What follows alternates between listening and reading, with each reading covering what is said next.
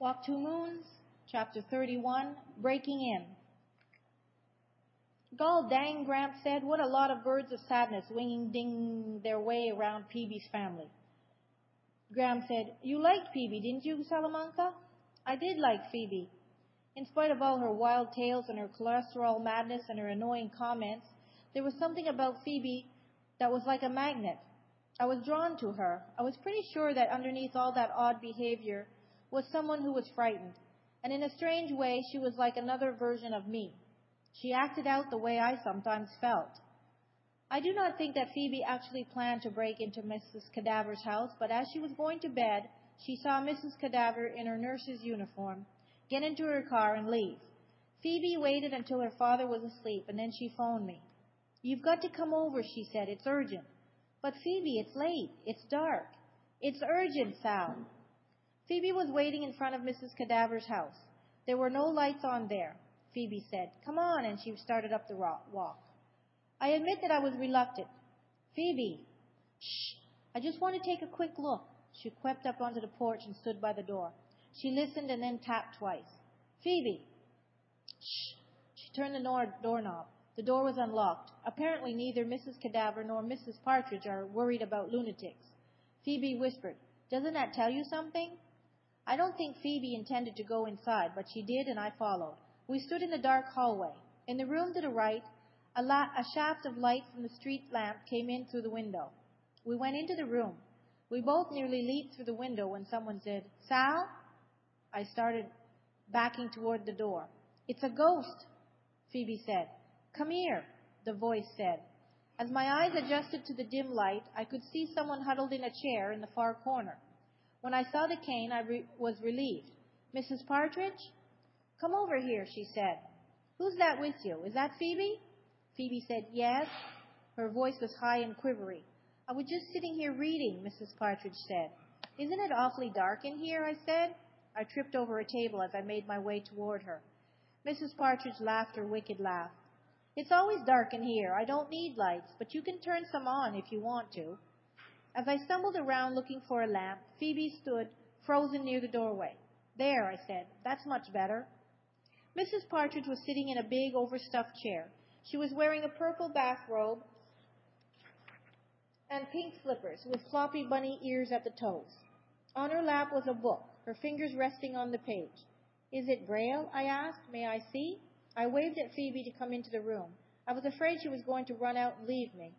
Mrs. Partridge handed me the book, and I slid my fingers over the raised bumps. I closed my eyes. It must be difficult to read in this manner because your fingers have to work like eyes to see the shape of the dots. How did you know it was us? I asked. I just knew, she said. Your shoes make a particular sound and you have a particular smell. What's the name of the book? What's it about? Mrs. Partridge said, Murder at Midnight. It's a mystery. Phoebe said, and looked around the room. Each time I went into that house, I noticed new things. It was a scary place.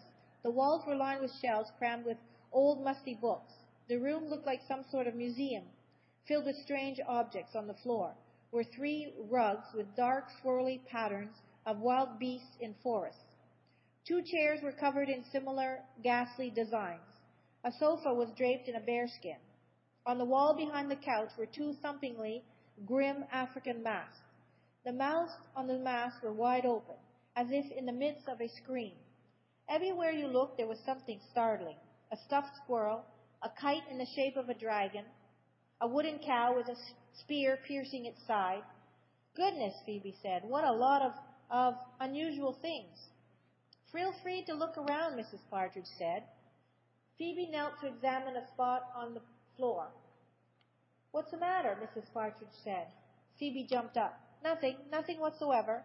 Did I drop something on the floor? Mrs. Partridge asked. No, nothing whatsoever on the floor, Phoebe said. Leaning against the back of the sofa was an enormous sword. Phoebe examined the blade. Careful you don't cut yourself, Mrs. Partridge said. Phoebe stepped back. Even I found this unsettling, that Mrs. Partridge could see what Phoebe was doing, even though she couldn't actually see her.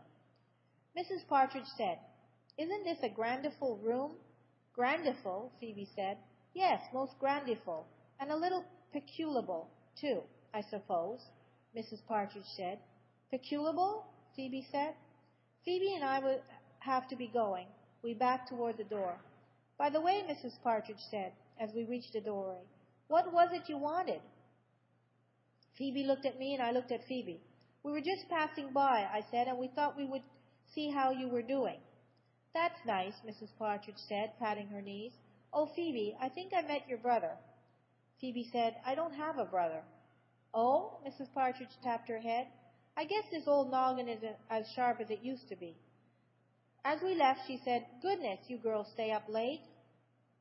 Outside, Phoebe said, At least I was able to do a preliminary investigation without arousing any suspicion.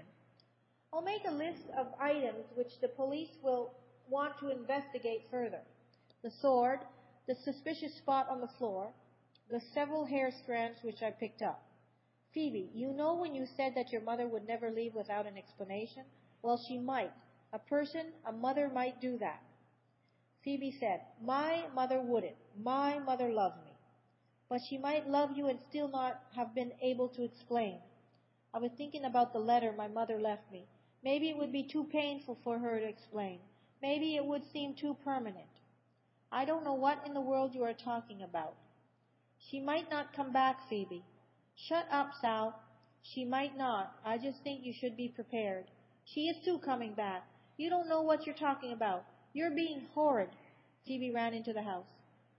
When I got home and had crept up to my room, I remembered that what my father had said to me that one night.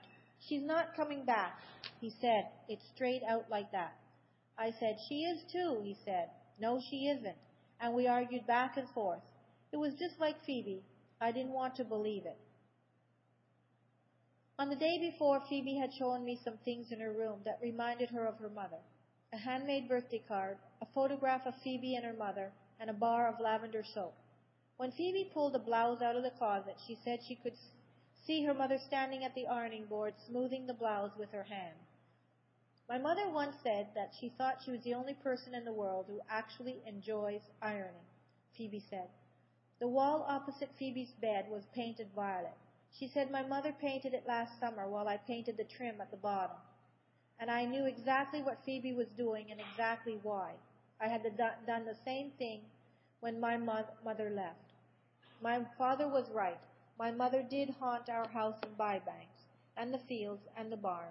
She was everywhere. You couldn't look at a single thing without being reminded of her. When we moved to Euclid, one of the first things I did was to unpack gifts my mother had given me. On the wall, I tacked the poster of the red hen, which my mother had given me on my 5th birthday, and the drawing of the barn she had given me for my last birthday. On my desk were pictures of her and cards from her. On the bookshelf, the wooden animals and the books were presents from her. When we moved to Euclid, one of the first things I did was unpack gifts my mother had given me. On the wall, I tacked the poster of the red hen, which my mother had given me for my 5th birthday, and the drawing of the barn she had given me for my last birthday. On my desk were pictures of her and cards from her. On the bookshelf, the wooden animals and books were presents from her. Sometimes I would walk around the room and look at each of these things and try to remember exactly the day she had given them to me. I tried to picture what the weather was like and what room we were in and what she was wearing and what precisely she had said. This was not a game. It was a necessary, crucial thing to do. If I did not have these things and remember these occasions, then she might disappear forever. She might never have been. In my bureau were 3 things of hers, which I had taken from her closet after she left: a red fringed shawl, a blue sweater, and a yellow flowered cotton dress, which was always my favorite. These things had her smell on them. Once before she left, my mother said that if you visualize something happening, you can make it happen. For example, if you are about to run a race, you visualize yourself running the race and crossing the finishing line first. And presto, when the time comes, it really happens.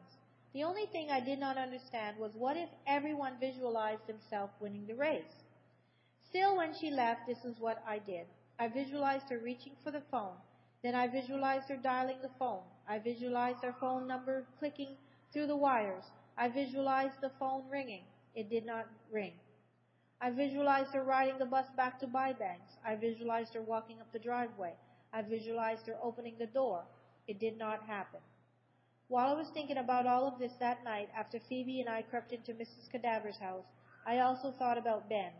I had the sudden urge to run over to Finney's and ask him where his mother was, but it was too late. The Finneys would be asleep. Instead, I lay there thinking of the poem about the traveler, and I could see the tide rising and falling, and these horrid little white hands snatching the traveler. How could it be normal, the traveler dying? And how could such a thing be normal and terrible both at the same time? I stayed awake the whole night. I knew that if I closed my eyes, I would see the tide and the white hands. I thought about Mr. Winterbottom crying. That was the saddest thing. It was sadder than seeing my own father cry, because my father is the sort of person you expect might cry if he was terribly upset. But I had never expected Mr. Winterbottom, stiff Mr. Winterbottom, to cry. It was the first time I realized that he actually cared about Mrs. Winterbottom. As soon as it was daylight, I phoned Phoebe. Phoebe, we've got to find her. That's what I've been trying to tell you, she said.